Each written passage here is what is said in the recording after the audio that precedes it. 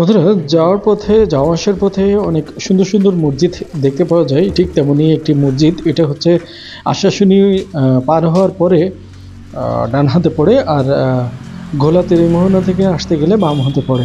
মসজিদটির বাইরের অংশ অনেক সুন্দর, নজর কাড়ে অনেকেরই, কারণ সামনে অত গেট, এত সুন্দর মিনার, আর গম্বুজ সহ মিনার, আবার পুকুরের ঘাট, এটা দেখে সত্যি আশ্চর্য হতে হয় যে এত সুন্দর কারুকাজ করা মসজিদ, টাইলস করা সুন্দর। কিন্তু আমি কখনোই আশা করি নাই যে এই মসজিদটার পিছনের অংশ এমন।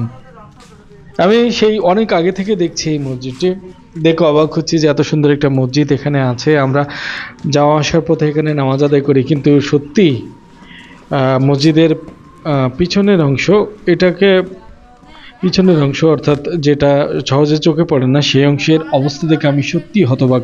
কারণ এখানে নাই পলেস্তারা, নাই কোনো টাইলস করা, শুধু যে অংশটুকু মানুষ দেখতে পায় ওই অংশটুকু সুন্দরভাবে সাজানো।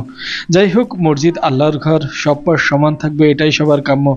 কিন্তু এই ধরনের, জানি না এটা চালাকি কিনা, কারণ এখানে একজন ইউনিয়ন পরিষদের বিগত চেয়ারম্যান, শাকিল চেয়ারম্যানের বাড়ি এখানে। তার বাড়ির পাশে এই মসজিদটি। সত্যি বাইরে থেকে অনেক সুন্দর লাগলেও মসজিদের ভিতরের অংশ দেখে, পিছনের অংশ দেখে সত্যি অনেক খারাপ লাগলো যে কেন এটা এভাবে পড়ে থাকবে। এই মসজিদটি তো অনেক মানুষ যাওয়া আসার পথে নামাজ আদায় করে, তাছাড়া প্রতিদিন অসংখ্য মানুষ এখানে নামাজ আদায় করে। তারপরেও সত্যি অবাক হলাম, এমনটা কখনোই আশা করি নাই এই মসজিদটার থেকে। অর্থাৎ এখানের মুসল্লিদের কাছে দাবি থাকবে যে মসজিদের সামনের অংশ ঠিক যেরকম সুন্দরভাবে সাজিয়ে রেখেছে, পিছনের অংশটা ওরকম সুন্দরভাবে যেন সাজায়। কারণ যে কোনো মানুষেরই দৃষ্টিকটু লাগবে, কারণ এটি আল্লাহর ঘর, এটার সাথে এরকম করা আমার মনে হয় না ঠিক হয়েছে। জানি না, হয়তো মসজিদ কমিটি বা মসজিদের যারা নামাজ আদায় করে তারা হয়তো এটাকে ভালো মনে করেছে, এজন্য এটা করেছে। কিন্তু আমার মনে হয় দৃষ্টিকোণ থেকে আমি কখনো পেছনের অংশ যাই নাই বলে আমি কখনো এভাবে আমার চোখে আসে নাই। তবে মসজিদের অবয়ব, মসজিদের সামনের অংশ সত্যিই অনেক সুন্দর।